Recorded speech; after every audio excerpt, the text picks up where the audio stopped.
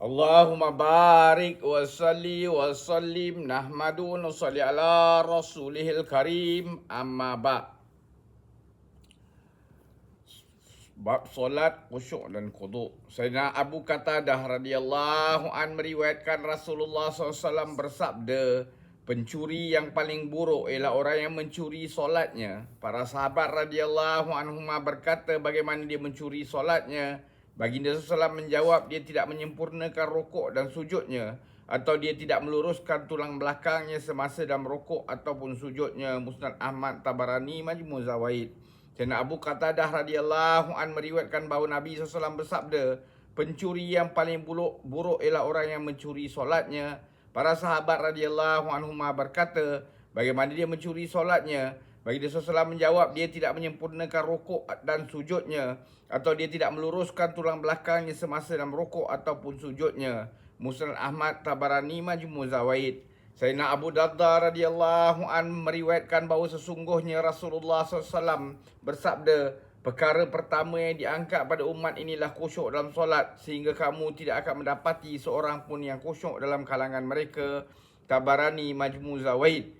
Sayyidina Abu Darda radhiyallahu an meriwayatkan bahawa sesungguhnya Nabi SAW bersabda, perkara pertama yang diangkat pada umat inilah khusyuk dalam solat, sehingga kamu tidak mendapati seorang pun khusyuk dalam kalangan mereka.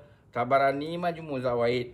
Sayyidina Abu Hurairah radhiyallahu an meriwayatkan bahawa Nabi SAW masuk ke masjid. Kemudian seorang lelaki masuk mendirikan solat, kemudian memberi salam kepada baginda SAW. Dan baginda SAW menjawab salamnya lalu bersabda, pergi dan dirikan solat sekali lagi kerana sungguhnya kamu belum bersolat. Maka lelaki itu pun pergi dan mendirikan solat sekali lagi sebagaimana yang dia telah dirikan sebelum itu. Kemudian datang dan memberi salam kepada baginda SAW. Baginda SAW bersabda, pergi dan dirikan solat sekali lagi kerana kamu belum mendirikan solat. Kali ini berlaku sebanyak 3 kali, lalu dia pun berkata, demi Tuhan yang mengutuskan Tuhan dengan kebenaran, saya tidak tahu untuk menunaikan solat yang lebih baik pada itu, maka ajarkanlah saya. Maka Nabi SAW bersabda, apabila kamu berdiri untuk menaikkan solat, maka ucapkan Allahu Akbar. Kemudian bacalah apa-apa yang mudah bagimu daripada ayat Al-Quran. Kemudian rukuklah sehingga kamu sempurnakan tamak ninah dalam rukuk. Kemudian bangunlah daripada rukuk sehingga kamu berdiri tetap. Kemudian sujudlah sehingga kamu menyempurnakan tamak ninah dalam sujud.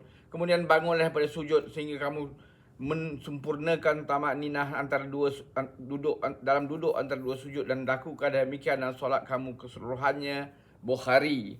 Tamak ninah berhenti seketika antara dua rukun solat sehingga dapat dibezakan perbuatan sebelum pada perbuatan selepasnya, sekurang-kurangnya sekadar bacaan satu subhanallah.